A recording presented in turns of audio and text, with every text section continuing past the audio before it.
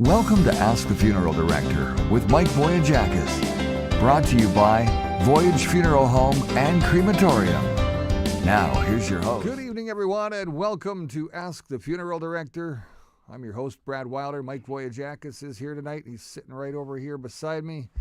He's deep into the Jets game, watching them brawl right now behind the net.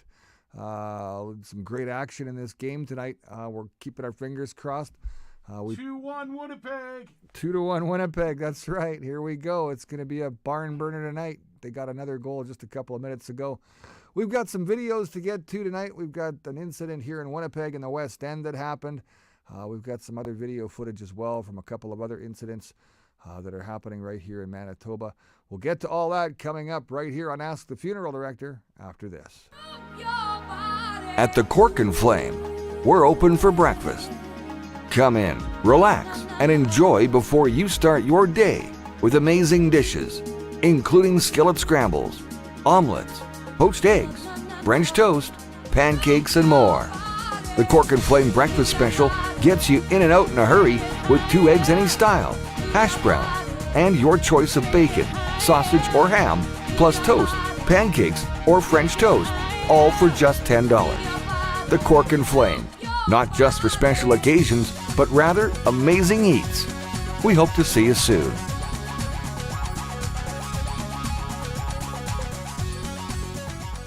Welcome back, everybody. Jets night tonight, big night in Winnipeg, not only on TV, but also on your internet. We're here live. We are ready to go. We've got the Jets game on in the background over here, so Mike doesn't miss a game or a minute of the action. Hey, Mike? You can't miss a Jets game. I mean, no, you sure can't. Winnipeg Jets are in Winnipeg after losing 2 games in St. Louis. So hopefully tonight the Jets win and keeps us in the playoff run.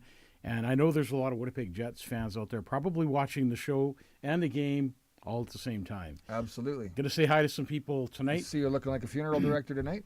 I see you're looking like a hockey coach tonight. Brad Wilder comes into work looking like this, and he says to me, "Do you want to try on my jersey?" I'm like, "Brad, that would never fit me. Look at the size of this guy." Yeah. Big buff over here. Oh, man. Talking about Big Buff, it would be great to have Big Buff wouldn't in it, the eh? Oh, boy, we'd have a heck of a playoff then, boy. Let's say hi to some people who joined us.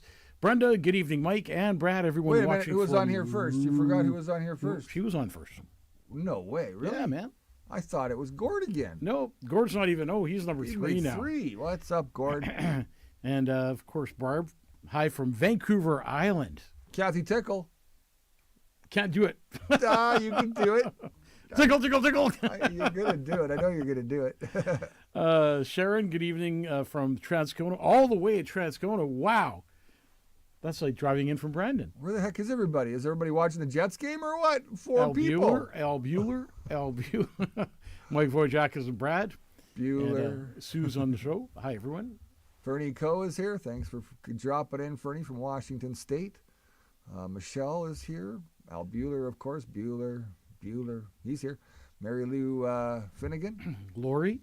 Yeah. Terry Thiessen. All the way from southern Alberta. Mary Lou. Yo, how's it going, Mary Lou? Mary Lou. You know that song? Yeah. Your mic sounds a bit muffled today there, Brad. Mine? Yeah. Really? Hey, Josh. Still? Hey, Dad. Where's the jersey? Come on, man. I know. You should have reminded your dad before he left the house to get a jersey, but of course you weren't there. You were out at the lake with your mom, and then you come back, and then you try to give me crap. There you go. Josh, Barb Judge. Hey, that's a cool name. Judge. Barb Judge. Suzanne. Go ahead, Brad. You can read a couple, see if your mic's still... Dan DeRozier's here. Rachel Dansuk from Esterhazy, Saskatchewan. Everybody's lazy at Esterhazy. Janet Larson's from Smithers. Christine's here from Calgary. We've got Josh. Brad needs a look at Leafs Josh. jersey. Josh is a Leafs fan. So I don't got no Leafs jersey, dude. You're going to have to supply that if you want to see me. Sarah, hi, everyone. Oh, wow, what a week. We had elections going on this week. Not too many people are happy with the results. Some people say there was a little bit maybe fraud taking place. Don't say that in front of this guy. This is Mini Mark Carnage. We want to introduce you to Mini Mark Carnage. Carnage. Look at it. There he is. Doesn't it look like him, kind of? Nice hairdo, slick back. All we gotta get him doing now. If you saw Mark in the video where he won, and he was going crazy with that rock heavy metal. Yeah. Real dancer, eh? Yeah, he's wow. This is we brought the slot machine in for him because we know he likes to take chances with money, especially other people's money.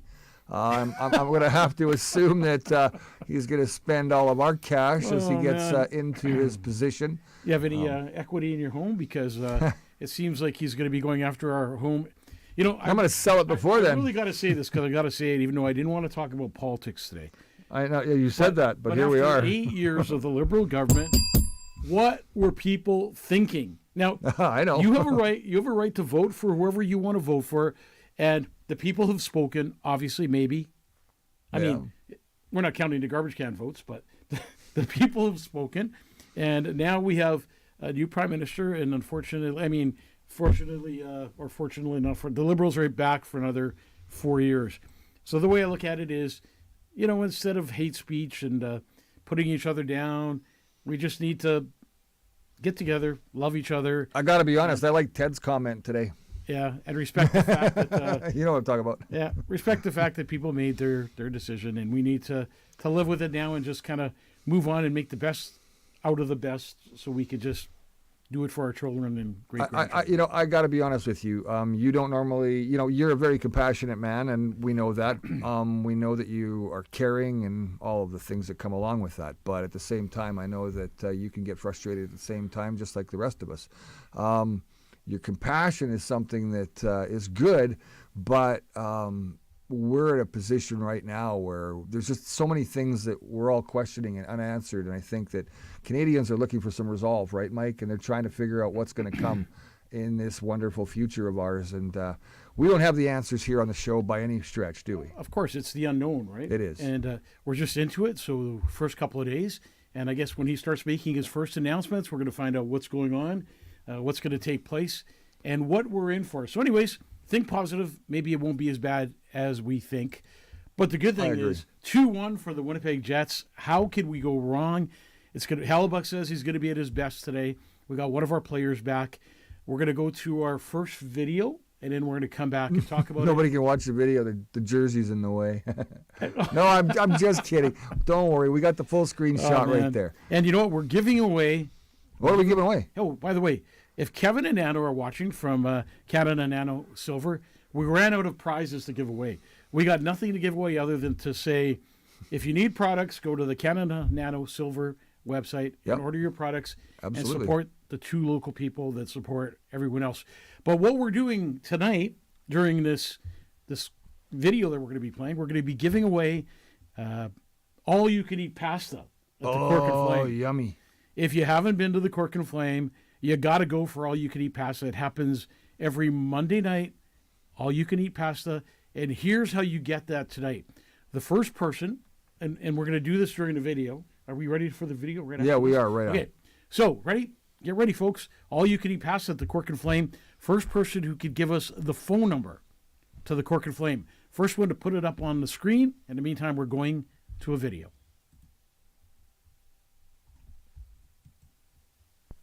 Police tape surrounds these homes on Sherbourne Street. They are markers of what police are calling a domestic incident in the West End neighborhood. Police say they found a man and a woman in critical condition Monday just after 2 in the afternoon. Both later died in hospital. Many people living on the block say they are concerned about their safety. To have that happen in this area where, it's nice and quiet, and everybody almost knows each other, is just, it's really shocking to hear. It's really shocking, honestly. This is one of the last streets in the West End I would expect this to happen on. Chelsea Thompson has lived on the street for 7 years with her family. There was a fire truck, ambulance, a ton of cop cars, and then they roped off the neighborhood. She says she's never seen anything like this, but with 2 young kids, she worries. It's quite quiet on the street, and it's filled with families, so this stuff doesn't really happen. Police haven't released much information about circumstances surrounding the homicides. The ages of the men and women are not known. While police are investigating, they say they don't believe the public is in any danger and they aren't looking for suspects. Felicia Adam, CBC News, Winnipeg. More crime. More More crime. bad things happening in Winnipeg. And you know what? The reason I wanted to pick that video, there's 2 more murders here. Hey, Brad, when I'm talking, can you just check and see who the first one to give us the 221 277 is the right number. Yeah. So, I just need this. oh, okay. Sorry. So the reason I played that video is it continues. And because of the Liberals' bill that they passed, to be soft on crime bill, I had it. I don't remember what it is. Bill- off the top, C60, I think it is, or 63. whatever the bill was. They passed that bill and they said to be soft on crime. So when we say soft on crime, that means the catch and release program. That means getting people on the streets as quick as we can and out of the prisons because we don't have room in the prisons, sadly enough. So what happens? My brother Kyriakis gets murdered last year because of the catch and release, because of the Liberal government's soft on crime. 2 more murders yesterday and soft on crime, or was that today? I can't remember. But that's 2 already in the Liberals' Yeah. corner. So my question is to the Liberals, what are you going to do with the crime on our streets? Now, when we talked about Poilievre, he was going to do something about the crime and the catch and release and try to fix it. Now, I'm curious to see what's going to happen with This Carney, new government. the new government. And yes, it is a new leader, but I heard this all the time from a lot of people. Oh, Mike, it's going to change. It's the Liberal government, but we have a new leader. Sure it is. Unfortunately, the new leader doesn't have the resume that we need or No, should not have. even close. So, did the best man win? We're going to find out soon, but hopefully we could do something about the crime in Manitoba. It's completely 100% out of control. We talk about this over and over again, and we need change, and we need change by this new government. And, you know, I reach out and beg that you would make a difference on our streets, do something, there's got to be consequences for the crimes you commit. You know, these people have to be held in custody until they face court. They're a danger to society, danger to neighborhoods, and it's not safe in neighborhoods. And to be quite frank with you, as the weather gets better, we're going to see higher crime rates because people are out committing more crimes because the weather's nicer, the gang activity, the violence on the streets. So we need help. And, you know, whether it's going to be the NDP government who's going to help us here at Wabcanoe in Manitoba, or if it's going to be, from what I understand, Mark Carney was in town the other day having a one-on-one with, Wob Canoe. And, you know, off the top of my head, I would have to say, and Brad posted it, but I'm going to say it out loud. As you know, the NDP has no leader as he stepped down because he lost the seats. And I don't even think they have enough seats to form government right now. Nope. So my question is, are we going to see Wabcanoe step down and run for the NDP party? The leadership. Leadership? That's what I think Leadership? is coming. I think that's why Mark was here. I think he's setting that up in preliminary. Obviously, Manitoba being the NDP province that stops the West from separating, and that's something that also needs to be discussed. Maybe not here and now, but that's something we can maybe talk about as things proceed. And since we're talking about leadership, for those of you that know, the PC party in Winnipeg has a new leader, and now that's Abi Khan. So there was 2 people running. Unfortunately, Wally did not make it. He won with votes, but he lost because he didn't get points. Yeah. Now you could buy. To me, that's confusing. You can could either buy. You point could buy a cards. membership or a point card. So the average person would think that you would buy membership. Some not people point didn't cards. even know to buy a point card. Well, I didn't know about the point card. I got to be honest with you. So there we go. We have. I know somebody else who didn't know about the point card and went, "Why did I spend my money on memberships when I bought 6 memberships when I could have bought 6 point cards?" Makes no sense. Anyways, the guy who got the popular vote, the most votes, lost. The guy that got the most points won. I kind of think that was a ripoff. Well, again, there's things that need to be challenged. I think that there's ways that there's checks and balances with everything. I think that the PC party has a check and balance in their policies and procedures, or the standing operating procedures that they've utilized there to try to do what they want to get done instead of it being the will of the people. That makes it troubling. And it was on our winner. There it is, right there. That's who our winner is. So Wendy Gambrell. Gambrell. Gambrell? Yeah, Gambrell. You are the winner of all you can eat pasta, Wendy. Way to go, Wendy. I hope you have an empty stomach when you go there and you eat like 3 or 4 bowls of all the pasta that you can select from, because it is amazing at the Cork and Flame. Now, for those of you, Yeah, that it's know, not one kind of pasta. You can go in Yeah, there and have like 5 or 6 different pastas. yeah, throughout the and night. here's the thing: when you have all you can eat pasta, you can eat one pasta and then decide that, well, I want to try another one. So you could try another, and then you could try another one altogether. So that's what all you can eat pasta. Pull a Garfield and lasagna all night. So for those of you that know, I'm no longer with the Cork and Flame as far as running it for my brother. The restaurant was sold to 2 very nice people. Mardina is the owner of the Cork and Flame, and her husband Dave is kind of in the background. A very nice couple, part of the freedom movement, did a lot to help people in Manitoba and continue to do a lot to help people. So the Cork and Flame is not changing. They're keeping my brother's pictures up. They're keeping the menus the same and keeping his memory alive. And that's why we chose Mark and Mardina to run the Cork and Flame. They're going to do a great job. So support them. And, there's going to be nights where Brad and I are going to be there, and you can stop by and say hi and maybe even take in a Jets game one night there. Hey, I want to say thank you to everybody that's still with us tonight and watching us instead of watching the game. Obviously, they could be watching the Jets game. Some people out in Ontario and Alberta don't want to see this game of Hey, the look. Jets, but Mardina's on the show tonight. hey, there she is. So there's Hi, Mardina Mardina. is the one who's on there right now, Andrews. She's the new owner of the Cork and Flame. So Mardina, we're not going to write down the name of the winner. Since you're on the show, you may as well write it down, because she's going to come down with some of her buddies and get all you can eat pasta. And Brad and I will come down and watch the game one night if the Jets go further, which I'm sure they're going to. Cool thing is Wendy Gambrell can actually just click on Mardina's name, and then she'll be taken to her page, and then she can send her a message, and they can directly connect. Get this. President Trump was saying, what a nice guy Carnage is. Here he is. We're going to go into another video. Ask the Funeral Director tonight is a real interesting show. I know a lot of people are watching the Jets game. We have it on right here in the studio. But the thing about You're this welcome. show is, thanks, Brad. The thing about, I should have brought my Jets jersey. The thing about this show is people watch it afterwards. You're wearing your Jets underwear because you're not I got wearing my Jets pants again. socks on. I got Because you're Jets not wearing your underwear pants on. again. I got it all on. Yesterday I had a really good day. So Sharon and Josh went out to the lake, left me all alone. Had nothing to do yesterday. She's back today. Thank you, Sharon. Love you. So I took my mom out for You're supper. not getting into anything personal, are you? No, nothing personal. No, she's just, been lonely this last couple of days, so I just can't wait to get home. So I took my mom out for supper last night. How'd that go? We went out and hung out. It was fun. You know what? If you haven't taken your mom out or your dad, my mom's, my dad passed away a few years ago, so took my mom out. We hung out. She had fun. We talked, had something to eat. We relaxed, and then I drove her home. She said, Mikey. Mike, we have to do this more often, Mike. Why you only do it sometime? We have to go out all the time, Mike. I said, yeah, Mom, we'll do it. Don't worry. We're going to go to this next video and come back with Ask the Funeral Director.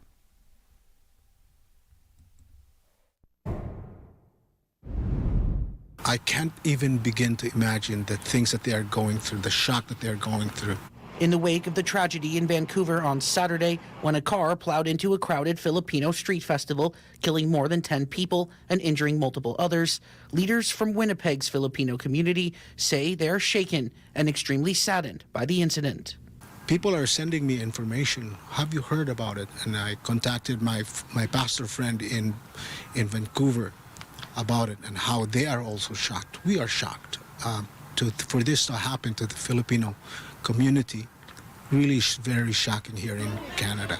Winnipeg has one of the largest Filipino communities in Canada, with over 75,000 people, making up nearly 10% of the city's population. For Pastor Wendell Alohan, he says the community all across the country is as tight-knit as they come, and the pain from what happened will be felt from coast to coast. We Filipinos are very close to one another. Wherever we see a Filipino, we always ask the question, are you a Filipino? And we are instantly big friends, even though we are in all over the Philippines. And we're so thankful to be here and to be part of Canada. And it's always such a pain and of suffering when we go through these things. We'll keep on praying. We love this nation. We need to protect it. Pastor Donald Castro, who leads a different Filipino church in Winnipeg, had similar sentiments, saying he and the members of his church were in complete shock when they awoke to the news on Sunday morning. I woke up, so I prayed, and then I spoke to the team, our team. Devastating, they are just enjoying. We're just celebrating this feast, and suddenly it happens, yeah. 15-year-old Filipina Megan Carril from Winnipeg says she too has been taken back after hearing what the Filipino community in Vancouver is experiencing. It was honestly really saddening. I may have never met those people personally, but I know their lives are precious. And as a community, Filipinos are very connected. We love spending time with people, and I may have never met them right in front of me, but I know that the people around them were deeply affected.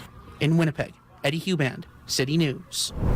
Wow, what a story, man. That was just devastating the other night, what happened in Vancouver. You know what? My deepest condolences to the Filipino folks in Vancouver. What a terrible thing. And again, we're back to the same thing that we talk about all the time, and it happened again. This is because somebody was on the street that's struggling with mental illness. Correct. So that's why I talk about these things that I talk about. We need help. We need solutions to real problems. We need help for people that have mental illness. It can't be a catch and release. No, it has to be facilities where they can actually get the treatment they need. And you know what? One day, maybe in Winnipeg, in the near future, we can move to that, to having facilities to help people that are struggling with drug addiction, to help people that are struggling with mental illness. Not just pick them up, tell them that they're okay, give them some whatever, and send them back on the streets again.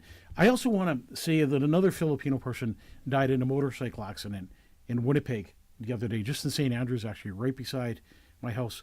So I want to offer my condolences to the Filipino families. I wondered if that was beside your house. When I read that, I was like, what happened? And they're having, as we speak tonight, I think they're having something on the street right beside where like a memorial service. A memorial service on the street, just like I did for Kyriakis.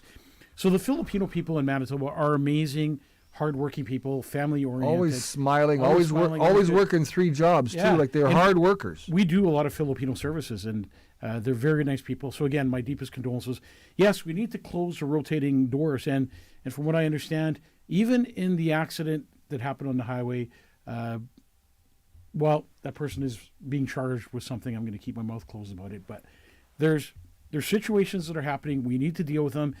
People are losing their lives every day of the week because the government's not doing their job to protect us. Are we the murder capital now of Canada? Probably. Or maybe homicide capital? I'm not sure what you... Mental health is the most important out of all things that are going on right now, because when you struggle with mental illness, you struggle with everything else. That's right. And then, you end up homeless sometimes, and that's where all the crime is taking place, and the violence and the drugs and what we're seeing in Winnipeg, all the homeless people on the streets.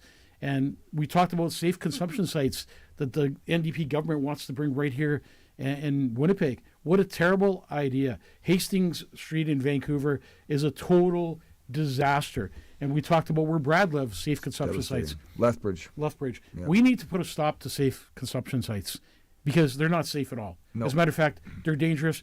And if my kid is struggling with drug addiction or mental illness, last thing you want is? Don't give them more. That's correct. What are you doing? That's correct. And you think that's going to work? Oh, let's just give these kids some more drugs and make them better. Kids need love. They need compassion. They need a chance, some hope. You can help them with that. You say they don't want it. They say they don't want it. Unfortunately, some of this needs to be forced so that they can get that help. And that's why somebody say, oh, you can't force a drug addict off the drugs that they want so badly. No, you can't necessarily force them.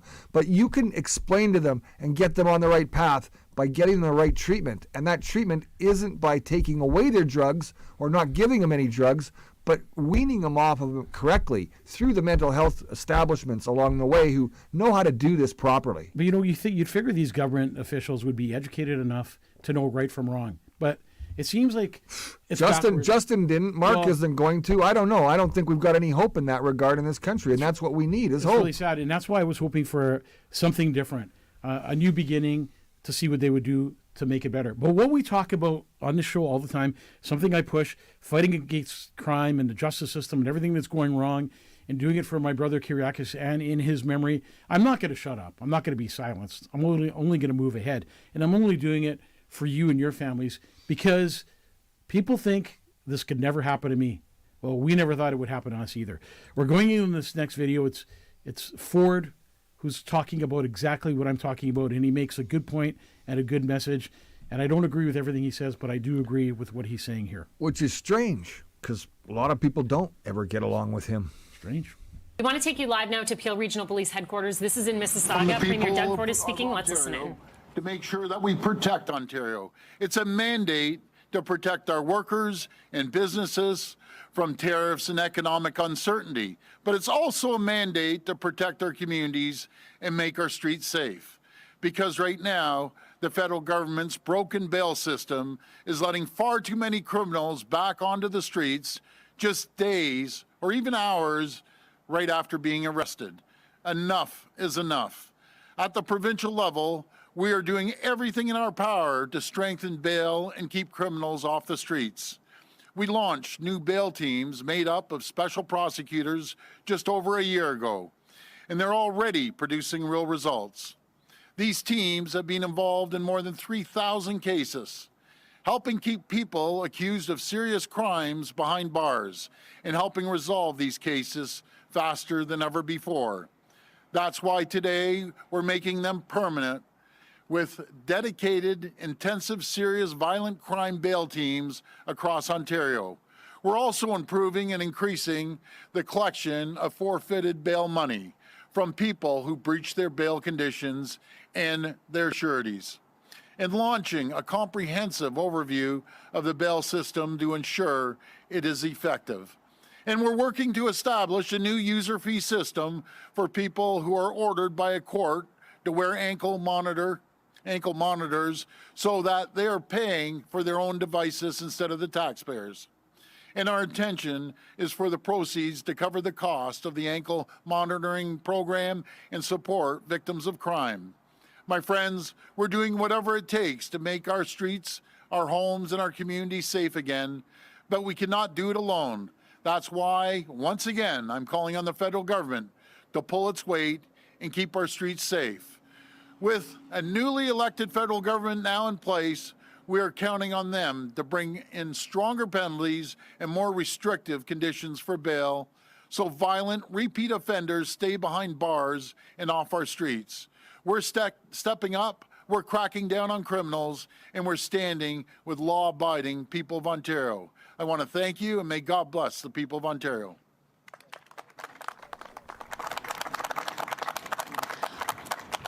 Chief, do you want to say a few words? Thank you, Premier, and I just want to commend you and your government for putting the resources towards what's posing the greatest risk to our community. We in Peel, within the last month, one of our officers stopped an individual in a vehicle that had a loaded firearm, was already on release for charges of firearms, was sitting with their surety in the vehicle, and had an ankle monitor on it. And that is just an anecdotal story of what happens here in Peel on a day-to-day basis. Far too many people suffer in silence by those that are harming our community. All right. So there you go. You hear it from the police. And I know a lot of people, I'm not a Doug Ford fan either, but what he said. Wasn't that Rob? Rob Ford, sorry. Jeez.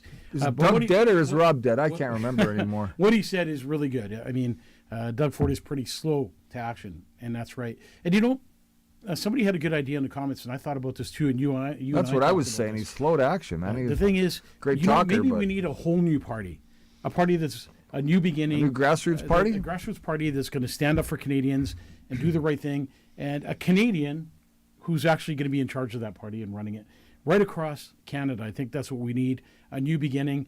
And somebody said, yes, Mike, never stay silent. And I promise you, I won't. I'm going to be making more and more noise as time goes on. Again, we'd like to thank you for joining us on Ask the Funeral Director. I got to tell you this. We are being shadow banned in all kinds of ways. It's crazy. Some people can't even leave comments on the show. Other people can't share the show. Please do us a favor. Like, share, and follow the show. Do it right now. Great idea. We have a whole bunch of new people on the show tonight. Hey, Rick Parsons used to work with me for a long, long time. Hey, Kevin, you're on the show. Just want to tell you, I saw you on the show being all mean to people.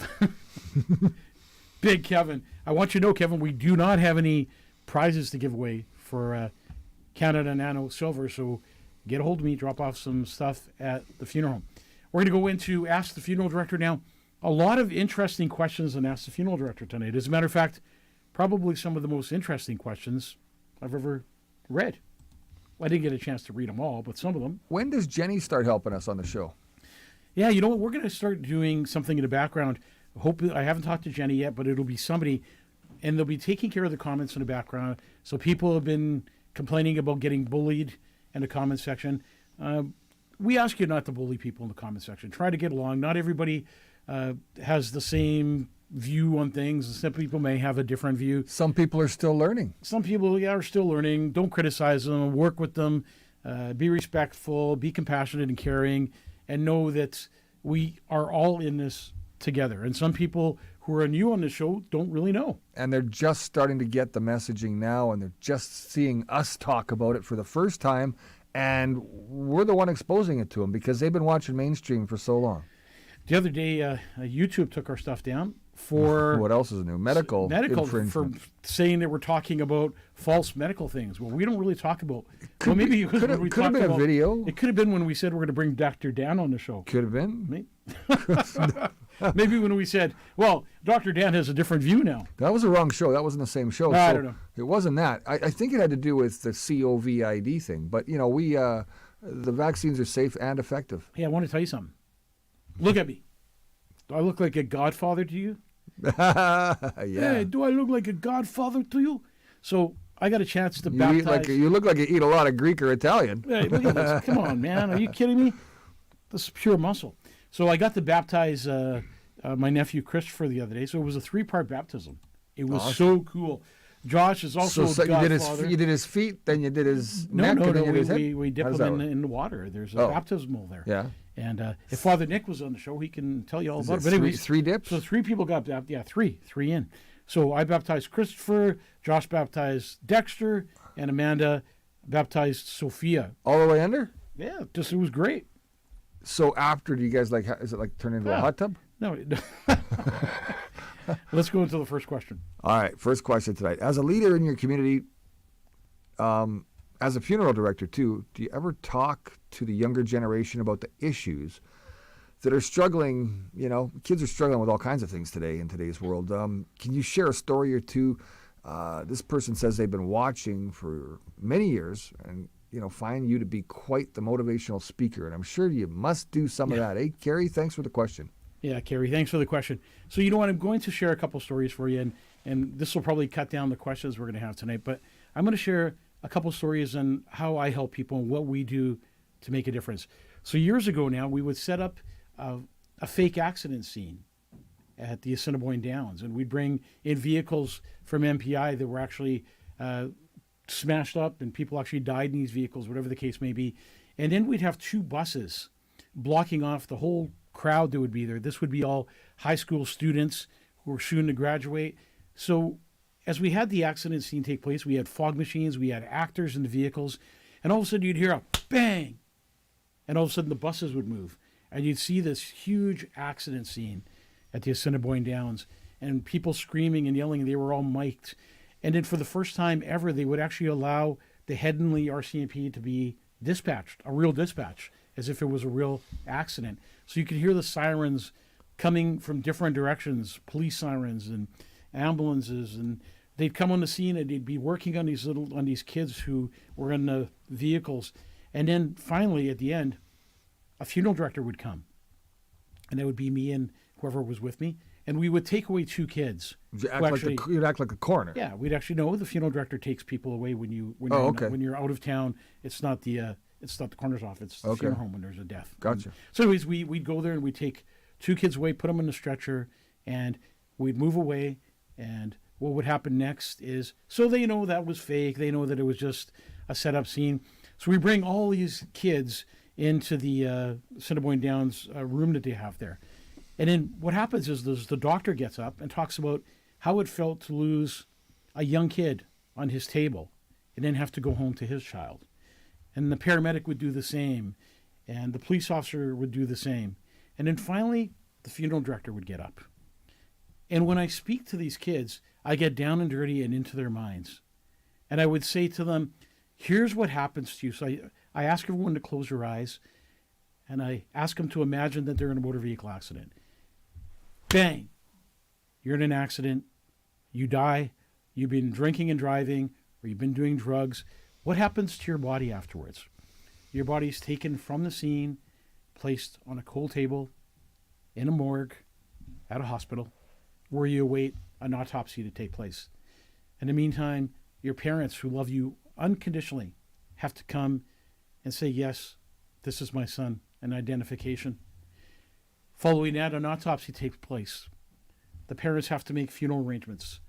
The parents are broken. They just lost their young son in a motor vehicle accident.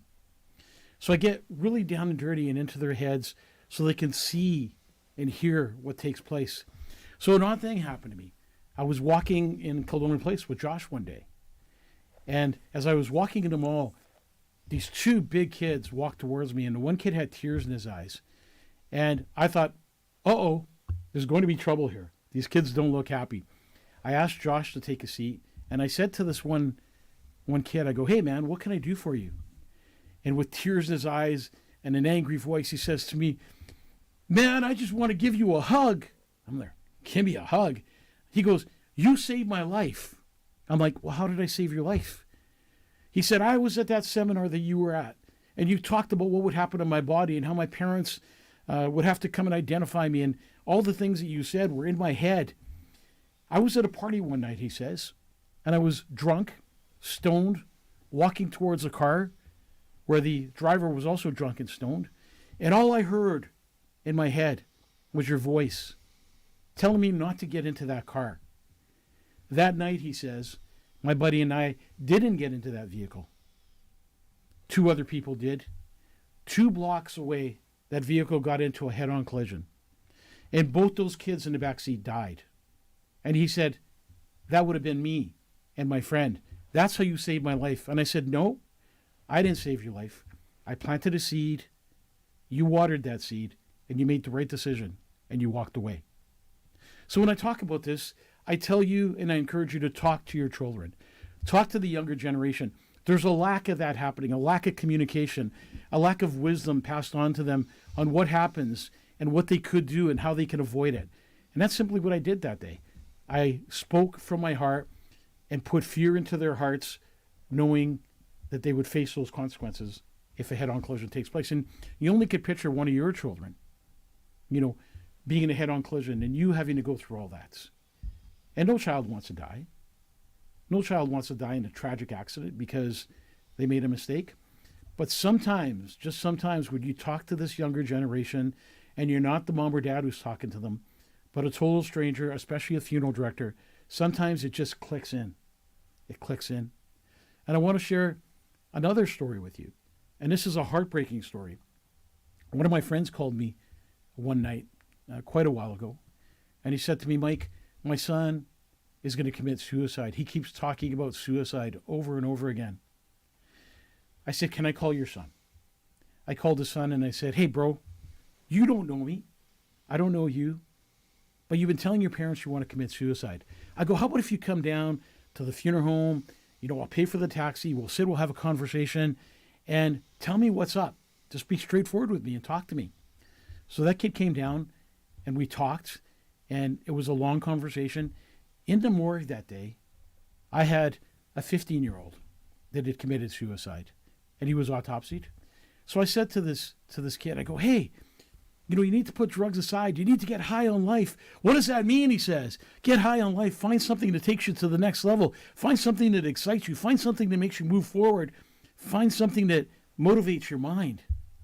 And I took him in the back, and I had something in the back, and I'm like, see this? This motivates me. It makes me work harder. It makes me feel good about myself. I get high on life. I don't need drugs to do that. But I said, I want you to go a little further with me. I said, you talk about suicide all the time. And we walked towards the morgue door. And on the morgue door, it says morgue. And he stopped and he said, what are you doing? And I said, well, you need to come in here with me.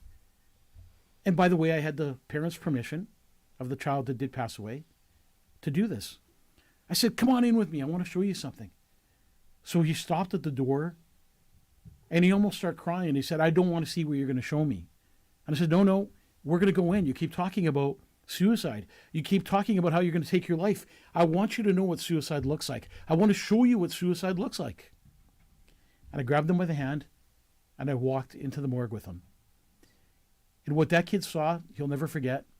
But I can guarantee you that that day, he went down on his knee and he said, I'm sorry.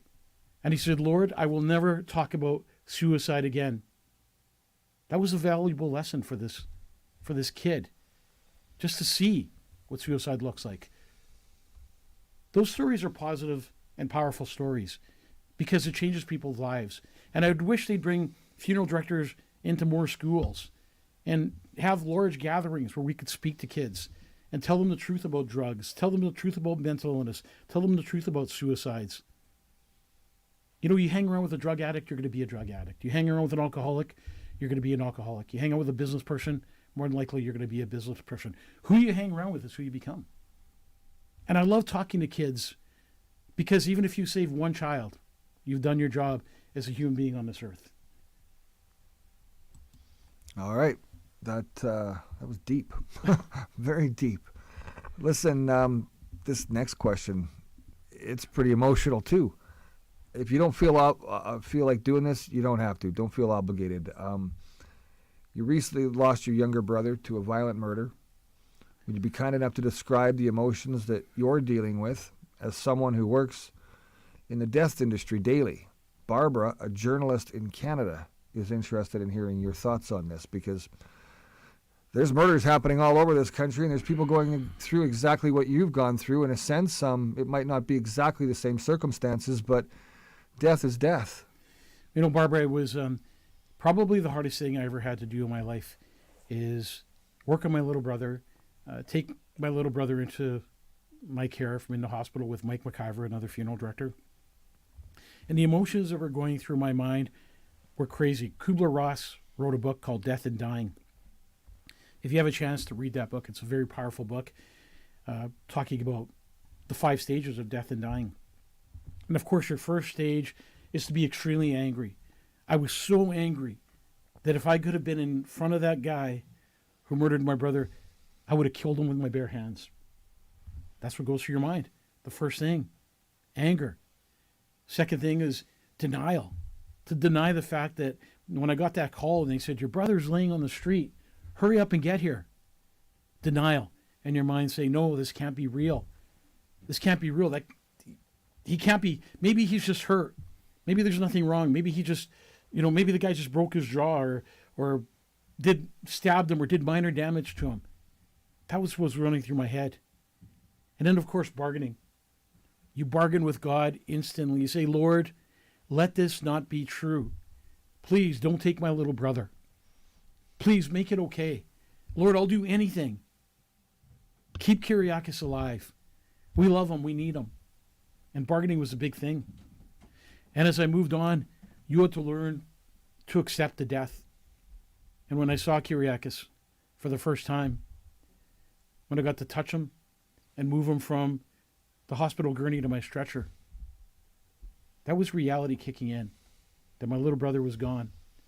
And there was nothing in the world that was going to bring him back. And there was tears and lots of tears, along with anger and frustration. And why? Why did this happen to our family?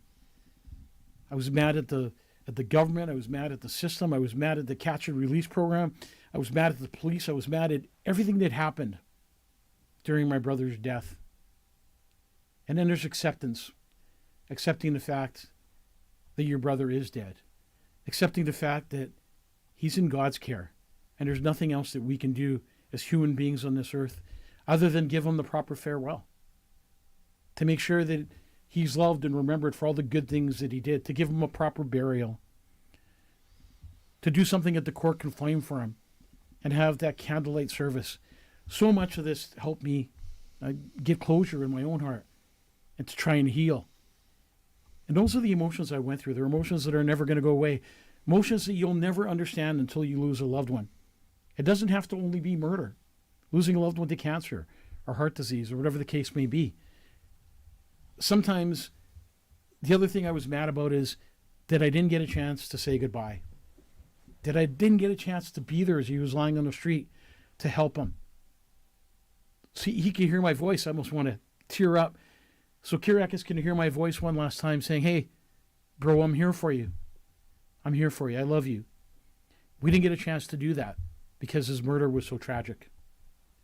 Those are the things that break your heart. Those are the things that people go through when they lose a loved one, when you don't get a chance to say goodbye, when it's so tragic. But then you learn that you need to move on. You'll never forget Kyriakis. He'll always be in my heart, always be in my mom's heart, my brothers, our family. We love him unconditionally. And one day we will see him again. In the meantime, I'll continue to fight for him. His death will not go unheard. His life will not be worthless. And his name will always be remembered, because I will fight strong and I will fight hard to make change in his name. Deep. Oh, I can't believe the topics and the discussions that we have to have on this show, and it brings me to a message of this, that as you tell this, you don't tell us to keep your brother elevated. It's really to make sure that other people understand that they're not alone in this time when they're angry and frustrated and all the emotions that you've gone on. It's like a roller coaster, Mike. Yeah, it's a roller coaster ride. I mean, dealing with death, even as a funeral director, you see families going through that roller coaster ride. And some people, they're not funeral directors. They don't understand death. They don't understand the whole process of it. But I think even you as a funeral director, when you lose a loved one in such a tragic way, you're not a funeral director all of a sudden. You know, you're a person, brother. You're a person. You're a human being. And my pain and my heart is broken just as much as any other family's is. People say, oh, you're a funeral director. You're used to death. You're used to seeing people dying and death all around you. No. When you lose a loved one, you're a human being first. And you have a heart, and your heart hurts. And you go through all the emotions everyone else goes through. The only difference is, as a funeral director, you have to deal with the death if you choose to do so. Is jail sentence closure enough? No. I mean, look at my brother's killer, and I want to talk about this because we talk about the catch and release program. It's important to talk about. So every day that he's in jail, not in front of a judge, he's getting time and a half. So by the time he gets to trial in November, he hasn't even stood in front of a judge yet. By the time he gets to trial in November, it'll be a short time after these. His sentence is really reduced, right? Reduced, yeah, because of the time he's already spent in jail. So does that help you? Does that give you peace? Does that make it okay that your brother's dead? 100% not. The conviction should come a lot quicker, shouldn't it? Families shouldn't have to wait. You know, we've been trying to deal with, I got really frustrated at the medical examiner's office this week saying, look, I need my brother's death certificate. No, we can't release it to you. But why not? A family has a right to get the death certificate. Oh, because it's under investigation and because there's somebody in custody and because there's a trial coming up, we can't give you the cause of death or the death certificate. I find that incredibly wrong. Every family deserves to know how their loved one dies. Every family deserves to get their death certificate and be able to move on and deal with issues that you need to deal with, issues that you need a death certificate to move on with. Mm-hmm. And for the courts to hold that back from a family, that's another shot in the head. So that's 2, 3. And for my mom to deal with what she has to deal with, it's frustrating, it's hurtful, and my mom doesn't understand. And she says, Mike, why? But you don't want to hurt your mom, and you don't want her to go through any more pain. And you just say, Mom, I'll take care of it. Absolutely. You know, we're running past 10 o'clock tonight just because we got on a little bit late. We're sorry for that delay earlier. Mike, your next question comes from Brenda. She's a physician here in town. And she says, I recently attended a funeral service for a young child that passed away. I quickly noticed you were the funeral director working the service. Your compassion, empathy, and care for the family put tears into my eyes. Thank you for all you do. My question is, how do you go home to your family after dealing with such an emotional loss and funeral during the day? Wow. Well, Brenda, being a physician, I'm sure that you deal with your own great amount of grief and sorrow when you deal with families. So what I do is I try to find something that takes me away.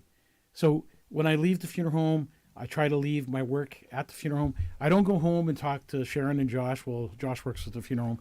But I try to take the burden off of Sharon, you know, not tell her what went on, not tell her all the fine details, but just go home and be a husband and, you know, have a relationship. So if you keep death in your head forever, like they say, my dad said to me, Mike, when you become a funeral director, death is going to follow you wherever you go. And my dad was right. Death does follow you wherever you go. Not a spooky ghost behind you. But as soon as people find out you're a funeral director, they want to talk to you. They want to ask you questions. They want to hear all those crazy stories that you have to share around a fire. So my escape is going home, being with my family, laughing, joking. I'm a total jokester. So when I'm not here, I'm always laughing and joking around and having fun. And some people say, are you actually a funeral director? Because they expect you to be this somber guy. Hi, I'm Mike. Thank you for inviting me to your party. It's not the way it is. It's fun. I love to go fishing. I love to get out and be on the outdoors. I love being at the cottage with Sharon and Josh. You're and totally Nick like and you're Pete and totally my like brothers. that when you're not on camera. Lurch. love watching hockey games. It's the escape. It's what I said.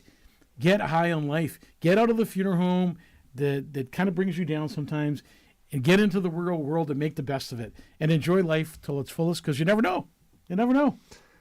Hey, Mike, I was just looking up at the chat section. I noticed everybody's kind of getting on each other about, a bunch of things. It's really political in there at the moment. We're talking about death and funerals here. Guys, maybe you want to get back on the topic and the subject at hand. How does a funeral director, mortician escape death? Meaning, how do you magically disappear? No, how do you go on living a normal life after seeing the pain and sorrow? No, this is Robin now. She wants to know. Same question. How do you get away from life? You make the best of life. You don't keep death in your head. You do your job at work. You serve the families you serve. You serve them to the best of your ability. And then you go home and be a citizen, a normal citizen. You're not a funeral director when you leave the house. You don't have to talk about death all the time. Put death aside. Have fun. Enjoy your life. And go Jets, go! Go Jets, go! 2-1. 2-2. Oh no! Oh my God! See, I didn't even see the second goal by St. Louis. Jeez, man! Don't forget, this show is an important show for you to like and definitely share this show, because there might be a kid out there that's struggling and needs to hear about some of the things we talked about tonight. There might be someone else who's struggling. What's up with this next question? It's got my name in it. Oh, does it? I'm curious to know about this. Yeah, I don't trust you. Okay, so you recently sold your brother's restaurant. I commend you for carrying on your brother's legacy as long as you did. Not too many people would give up a year and 4 months of their lives to do what you did. What was the feeling leaving the restaurant? And is the owner, as the owner for the final time? The other question is, Curious George, your number one fan, says, I've been watching since the beginning when you worked with the other guy, whatever his name was, and still here today loving what you and your new host, Brad, do. Well, that's great. I'm glad he likes it. That's fantastic. We love having you on and watching too. But let's get back to the question at hand. What was your feeling leaving the restaurant as the owner for the final time? I got to tell you this feeling. So I did this for my brother, and I wanted to keep my brother's legacy alive. I did it for my family, actually, for my brothers, my mom, and Kyriakis. He worked so hard to build a Cork and Flame. Like, I'm talking, this guy slept on the floor sometimes overnight so he could get up in the morning and work, do carpentry what he never did, paint, do things that he never did, but he wanted to get this restaurant open, and it was his dream and his vision, and he had bigger visions. So I wanted to go there for a year and keep his legacy alive, and I did. And I got to meet the people, and I got to talk to the people and hear all the good things. Kyriakis would come up to little old ladies, and he'd go up to them. Oh, you look so beautiful today. Did you do something with your hair? Did you do something with your makeup? People loved Kyriakis. He'd go from table to table, which hopefully Mardina will do in the near future, and talk to customers and ask them how their food was and how their experience was, and if they'd come back again. And he'd give people, a bottle of wine, or he'd buy them dinner, or give them one of those famous apple crisps with ice cream on top of it.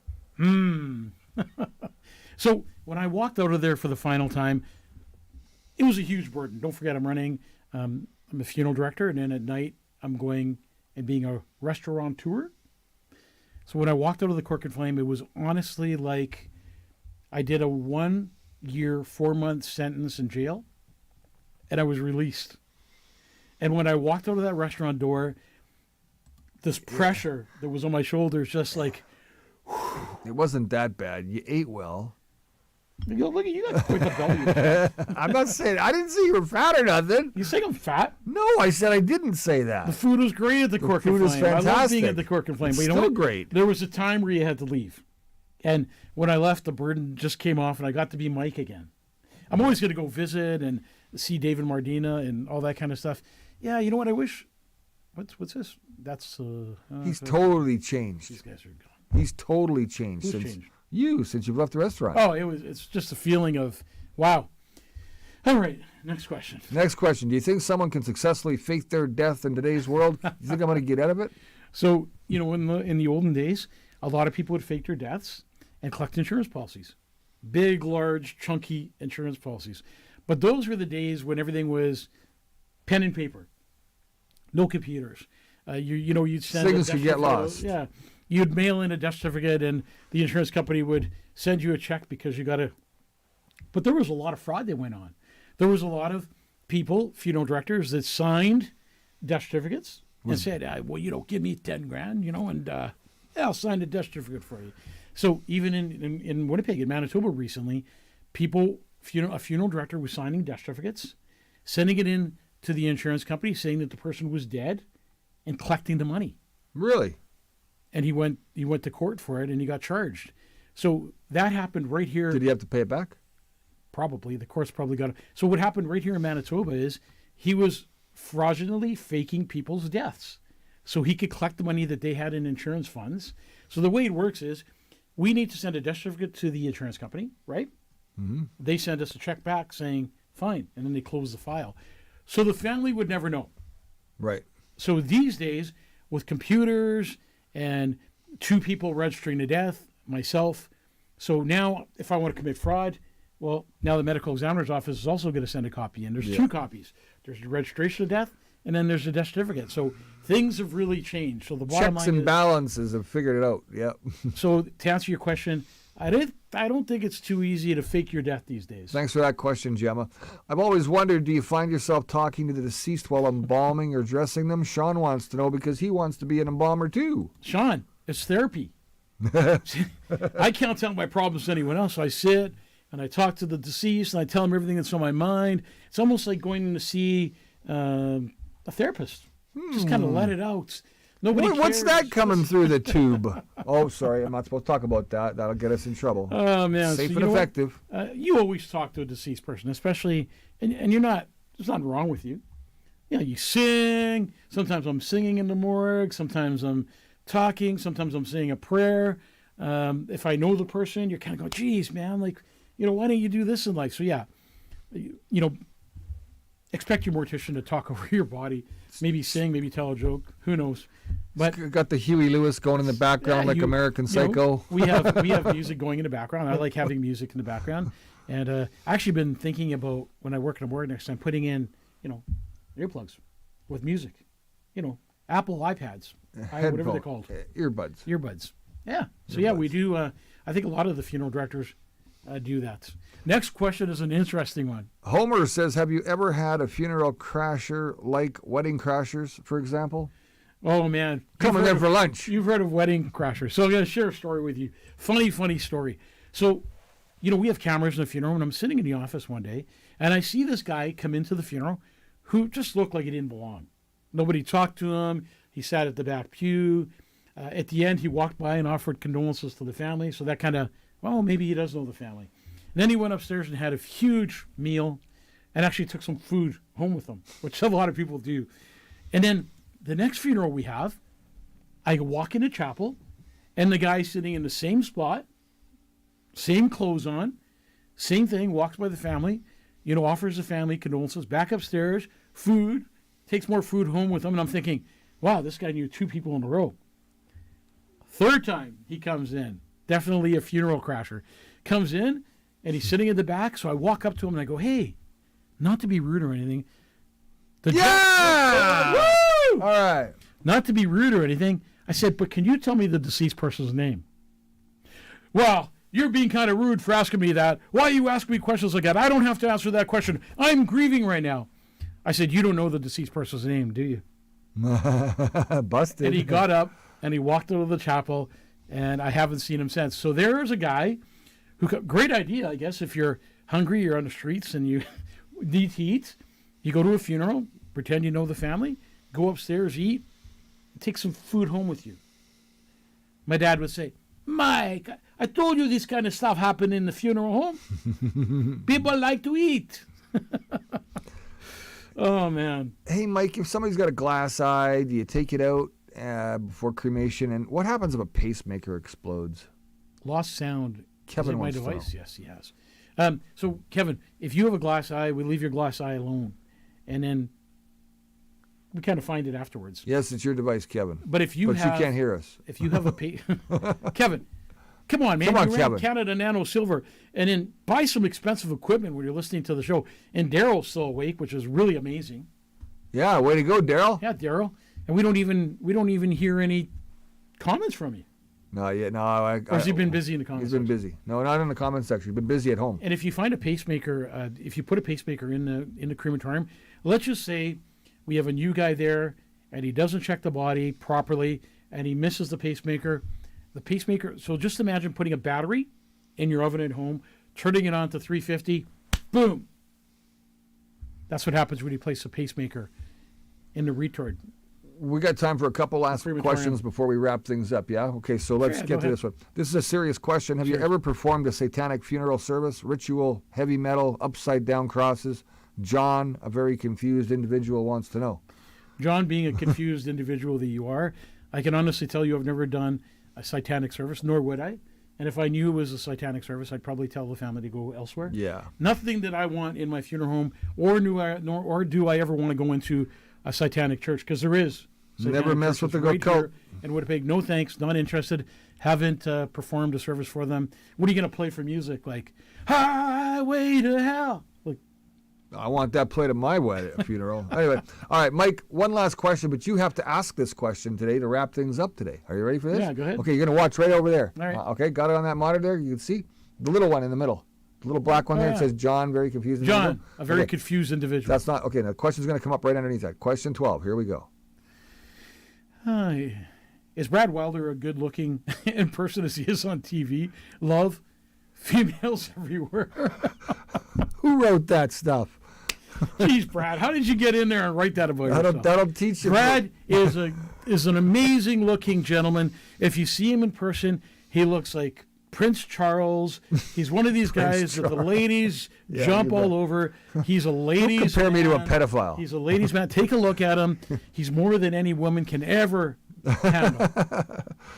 Oh, man, I thought you were going to flip that script and talk about yourself. I was really hoping. Hey, me, I'm your average guy, just, no ladies aren't following all over me, but Lots of love in there. but when I go home, Lots of love. Sarah's in trouble.